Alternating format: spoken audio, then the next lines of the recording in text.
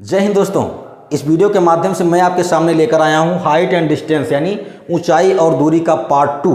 Part 1 में मैंने आपको बताया था कि 30 अंश, 45 अंश, 60 अंश और 90 अंश वाले प्रश्नों को आप कैसे हल करोगे। उसके लिए मैंने आपको बहुत ही शानदार, बहुत ही जानदार, बहुत ही ज़बरदस्त ट्रिक बताया था। अगर आपने पहले पार्ट की वीडियो नहीं देखी है तो एक बार डिस्क्रिप्शन जरूर चेक करें, आपको वहाँ पर लिंक मिल जाएगी, आप वहाँ से वीडियो देख सकते हैं। यहाँ पर किनारे में भी आपको वीडियो मिल जाएगी, आप वहाँ से वीडियो देख सकते हैं, या फिर प्लेलिस्ट में जाइए, आपको वहाँ पर वीडियो मिल जाएगी। दोस्तों, आज की वीडियो में मैं बात करने वाला हूँ कि अगर आपके एग्ज़ाम में प्रश्न 75 डिग्री और 15 डिग्री वाला आ जाए तब आप उसे कैसे हल करोगे। और साथ ही साथ मैं आपको एक बहुत ही शानदार ट्रिक बताऊंगा जिसकी हेल्प से आप क्वेश्चन सॉल्व कर पाओगे। अभी आप देखोगे कि मैं जो ट्रिक बताने जा रहा हूं, इस ट्रिक पर क्वेश्चन आप कितनी आसानी से सॉल्व कर पाओगे। बस आपको वीडियो में बने रहना है। और मैं आपको बता दूं कि ट्रिक तो हमें सीखना ही सीखना है। ट्रिक हमें सीखना होता है एग्जाम में। हम ट्रिक को अप्लाई करेंगे तो हमारा समय बचता है, हम क्वेश्चन को बहुत ही आसानी से, बहुत ही कम समय में सॉल्व कर पाते हैं। लेकिन ट्रिक के पीछे का कॉन्सेप्ट क्या है, लॉजिक क्या है, ये भी समझना बहुत ज़रूरी है, क्योंकि कहते हैं ना कि कॉन्सेप्ट ही सब कुछ है। तो वेलकम टू जीके क्लासेस।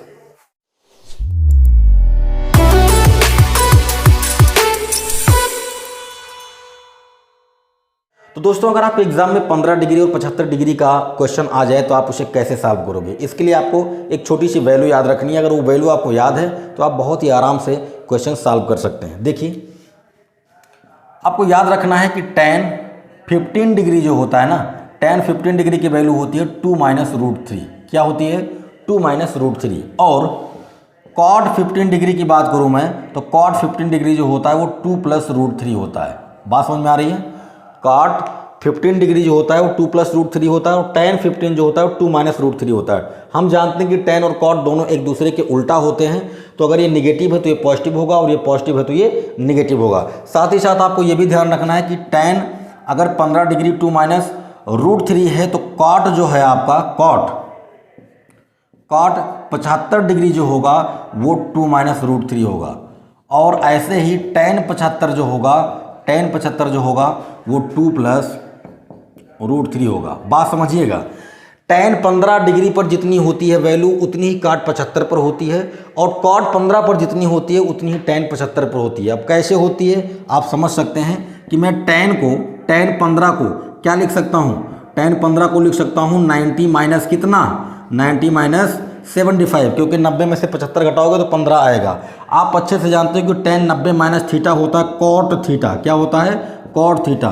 तो tan 15 जो होता है वो cot 75 के बराबर होता है, और जो cot 75 होता है वो tan 15 के बराबर होता है। बात समझ में आ रही है? तो अगर आपने tan 15 को याद कर लिया तो tan 15 की वैल्यू अगर याद है तो ये माइनस को प्लस बनाएंगे तो cot 15 हो जाएगा, और अगर tan 15 याद है तो cot 75 याद हो जाएगा, और अगर cot 15 याद है तो आपको tan 75 याद हो जाएगा।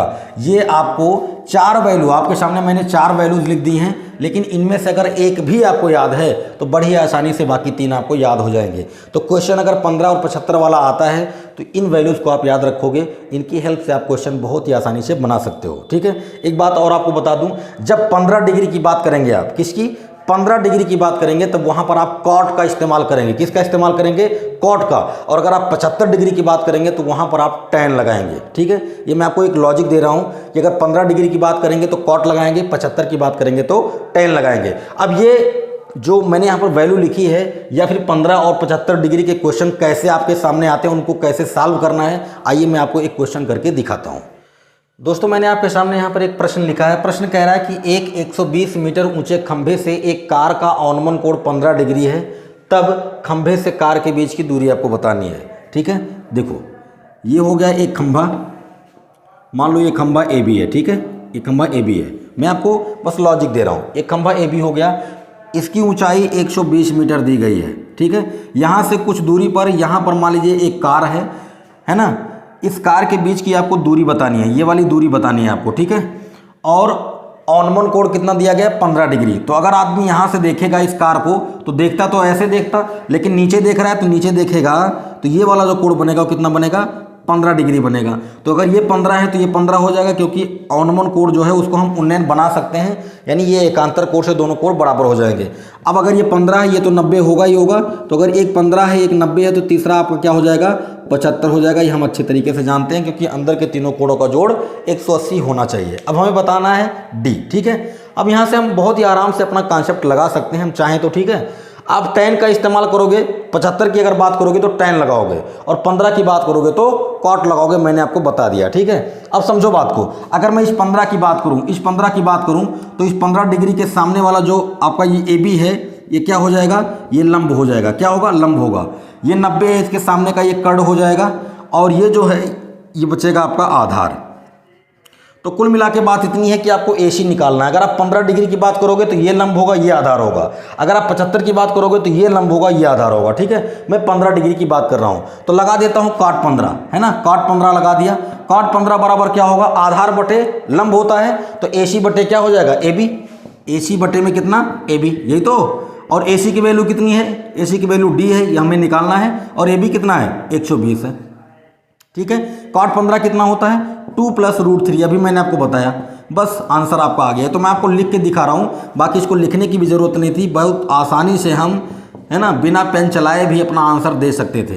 तो D की वैल्यू कितनी आ गई, 120, 2 + √3, यानी कि आपका ऑप्शन नंबर C करेक्ट हो जाएगा। बात आई समझ में। तो ऐसे आपको क्वेश्चन सॉल्व करना। अब मैंने क्या किया, मैंने 15 डिग्री की बात की तो मेरा आंसर आया। अब अगर मैं 75 का इस्तेमाल करूँ तब क्या होगा, देख लो, उसको भी देख लो। अगर मैं 75 की बात करूँगा तो ये आधार नहीं होगा, ये लंब हो जाएगा, और ये आपका क्या होगा, ये आधार हो जाएगा, क्योंकि हम जानते हैं जिस कोण की बात करते हैं उसके सामने वाली जो भुजा होती है वो लंब होती है, ठीक है। अगर मैं tan 75 की बात करूं, ध्यान रखना, मैंने कहा 75 पे tan लगाना, 15 पे cot लगाना। tan 75 बराबर लंब बटे आधार, AC बटे क्या, AB। सेम कंडीशन है, AC की वैल्यू कितनी, AC की वैल्यू हो जाएगी D, और AB की वैल्यू कितनी, 120। tan 75 क्या होता है, मैंने बताया कि cot 15 और tan 75 दोनों इक्वल होते हैं। देख सकते हो आप यहाँ से भी, D बराबर आ गया आपका 120, 2 + √3 मीटर। तो यहाँ से भी वही आंसर आ रहा है, यहाँ से भी वही आंसर आ रहा है। बस आपको ध्यान देने की ज़रूरत है, जब 15 की बात करेगा तो cot लगाना, 75 की बात करेगा तो tan लगाना। मैंने आपको लॉजिक दे दिया, बहुत ज़्यादा कुछ सोचने की ज़रूरत नहीं, बस आपको वैल्यू याद रखनी है, ठीक है। तो चलिए, ये तो हो गया 15 और 75 के बारे में। अब मैं आपको एक और लॉजिक देने जा रहा हूँ, एक और ट्रिक देने जा रहा हूँ, जिसकी हेल्प से आप हाइट एंड डिस्टेंस की क्वेश्चन बहुत ही आसानी से सॉल्व करोगे, ठीक है। हाइट एंड डिस्टेंस को मैंने 4 या 5 टाइप में बांटा है। मैं एक टाइप पहले बता चुका हूँ, ये दूसरा टाइप है ना। इसके बाद हम लोग जो आगे ट्रिक सीखने चल रहे हैं वो आपका तीसरा टाइप है, ठीक है। देखिए दोस्तों, मैंने अभी तक आपको 15 डिग्री और 75 डिग्री वाला ट्रिक बता दिया कि आप 15 डिग्री और 75 डिग्री की क्वेश्चन कैसे सॉल्व करोगे, और मैं आशा करता हूं कि आप सीख भी गए होंगे और क्वेश्चंस में आप उसे अप्लाई करके अपना क्वेश्चन बना भी सकते हैं। अब मैं आपको दूसरा ट्रिक बताने जा रहा हूं, उसको समझिएगा। कभी कभी क्वेश्चन में आपके ऐसा कंडीशन आएगा कि मान लीजिए कोई मीनार है या कोई हवाई जहाज ऊपर उड़ रही है, ऐसे क्वेश्चन आएंगे। मान लीजिए कोई मीनार है AB, ठीक है, इसकी ऊंचाई मान लीजिए H है, ठीक। यहाँ एक आदमी बैठा हुआ है और वो क्या करता है, यहाँ पर 2 वस्तुएं रखी गई हैं, 2 वस्तुएं रखी गई हैं। मान लीजिए कि ये C है और ये D है। इन दोनों वस्तुओं को यहाँ से बैठ के वो देखेगा, ठीक है। तो अगर आदमी यहाँ बैठा हुआ तो देखता तो ऐसे देखता, लेकिन वो ऐसे नहीं देख रहा है, नीचे देख रहा है। तो जब नीचे देखेगा तो ऑनमन कोण बनेंगे, ऐसे ऑनमन कोण बनेंगे, ठीक है। तो जो ये वाला कोण होगा, ये वाला कोण होगा, मान लीजिए ये वाला कोण θ1 है, तो ये θ1 होगा कि नहीं होगा। और ये वाला जो कोण बनेगा, मान लीजिए ये पूरा कोण ये θ2 है, तो ये वाला कोण बनेगा θ2, क्योंकि हम जानते हैं कि ये एकांतर कोण है, है ना, एकांतर कोण है। यानी ये अवनमन कोण था तो इसको हमने उन्नयन बना लिया, ये पूरा अवनमन था, इसको हमने उन्नयन बना लिया। अब कॉन्सेप्ट समझिए, आपके सामने क्वेश्चन ऐसे आएगा कि एक मीनार से 2 वस्तुओं को देखने पर उनके अवनमन कोण θ1 और θ2 हैं। उन वस्तुओं के बीच की दूरी D है, तब उस मीनार की ऊंचाई बताइए, या कह देगा कि उस मीनार की ऊंचाई h है, तो दोनों वस्तुओं के बीच की दूरी बताइए। तो इसके लिए आपको याद रखना है D बराबर h cot θ1 माइनस cot θ2। और मैं आपको बताता हूँ, यहाँ पर आपको समझना यह है कि जो θ1 होगा ना, वो θ2 से छोटा होगा। θ1 जो होगा वो θ2 से क्या होगा, छोटा होगा। कैसे बोल दिया छोटा होगा, समझो बात को। मान लीजिए कोई खंभा है, उस खंभे का ऊपरी सिरा आपको देखना है। अगर उस खंभे के ऊपरी सिरे को देखने के लिए आप खंभे के नज़दीक जाओगे, तो खंभे के ऊपरी सिरे को देखने के लिए आपको अपनी गर्दन ज़्यादा टेढ़ी करनी पड़ेगी, मतलब अपने सर को ज़्यादा ऊपर उठाना पड़ेगा, तो वहाँ पर कोण जो है वो ज़्यादा बनेगा। और अगर उसी खंभे को दूर से देखा जाए तो हमें ज़्यादा सिर नहीं उठाना पड़ेगा। मतलब अगर इस B वाले पॉइंट को मैं डी से देखूंगा तो मुझे ज़्यादा अपनी गर्दन टेढ़ी नहीं करनी पड़ेगी, लेकिन अगर सी से देखूंगा तो मुझे गर्दन अपनी ज़्यादा टेढ़ी करनी पड़ेगी। मतलब ये जो कोण बनेगा वो बड़ा बनेगा, ये जो कोण बनेगा वो छोटा बनेगा। ठीक है, तो ऐसे समझना कि θ1 क्या है, θ2 से छोटा है। अगर θ1 θ2 से छोटा है तब आप ये वाला फार्मूला लगाओगे, d बराबर h cot θ1 माइनस cot θ2। इसको मैं शुद्ध भाषा में लिख दूं तो h बराबर हो जाएगा, सॉरी d बराबर हो जाएगा h cot छोटा कोण, cot छोटा कोण माइनस cot बड़ा कोण। बात समझे ना? बस क्वेश्चन को देखिए, क्वेश्चन में ये चीज़ आपको दिखनी चाहिए, ये चीज़ आपको दिखनी चाहिए कि उस क्वेश्चन में दो कोण दिए गए हों और दोनों कोण एक ही तरफ बन रहे हों, दोनों कोण एक ही तरफ बन रहे हों। ऐसा ना हो कि एक कोण इधर बन रहा है, एक कोण इधर बन रहा है। वो वाला कॉन्सेप्ट दूसरा है, उसको मैं नेक्स्ट पार्ट में बताऊंगा। उसके लिए भी ट्रिक है, मैं आपको उसको नेक्स्ट पार्ट में बताऊंगा। इसमें क्या है कि दोनों कोण एक ही तरफ बन रहे हैं, मतलब दोनों वस्तुएं एक ही तरफ हैं।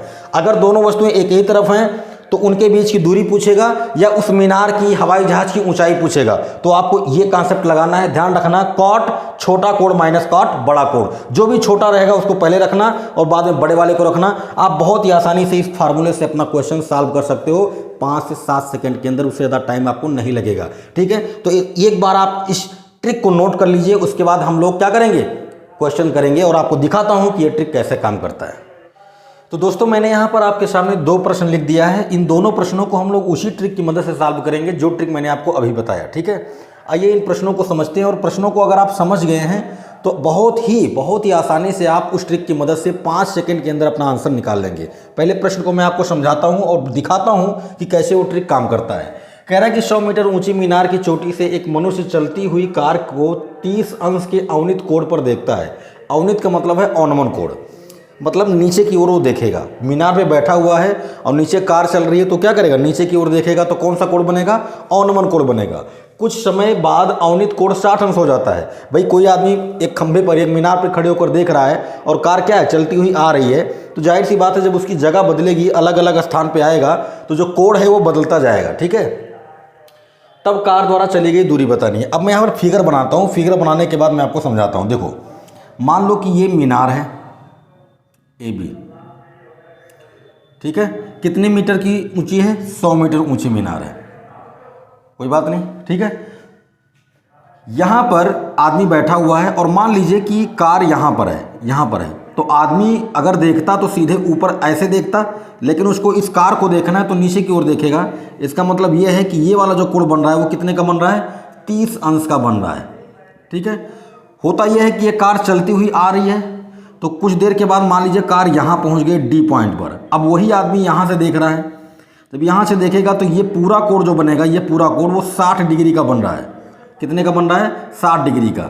अगर मैं इसको ऐसे मिला दूँ, और मैंने आपको पहले पार्ट में बताया था कि अवनमन कोण को हम लोग उन्नयन कोण बना लेते हैं। आदमी यहाँ मीनार से नीचे देख रहा है, जब ऊपर से आप नीचे देखते हैं तो आपका जो कोण बनेगा वो अवनमन कोण बनेगा। हम उसको उन्नयन बना सकते हैं, यानी ये वाला कोण अगर 30 डिग्री का है तो ये वाला कोण भी क्या हो जाएगा, 30 डिग्री का हो जाएगा। और ये वाला कोण अगर 60 का है तो ये हो जाएगा 60 डिग्री का। कैसे, एकांतर कोण से। ठीक है, हमें बताना क्या है, कार द्वारा चली गई दूरी। कार यहाँ से चलना शुरू कर रही थी और यहाँ से कहाँ तक पहुँची, यहाँ तक पहुँची है। यानी हमको ये वाला डिस्टेंस बताना है, यानी इस d की वैल्यू निकालनी है। ये आपको h दिया गया है, ये क्या दिया गया है, h दिया गया है। लगा दीजिए formula.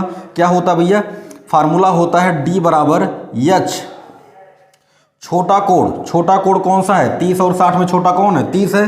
Cot 30 degree minus cot 60 degree. बात आई समझ में, वैल्यू रख दीजिए, ये 100 हो गया।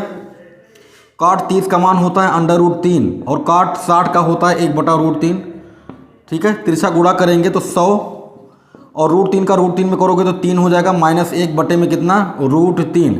3 में से 1 निकल गया 2, 2 का 100 में गुणा करोगे 200।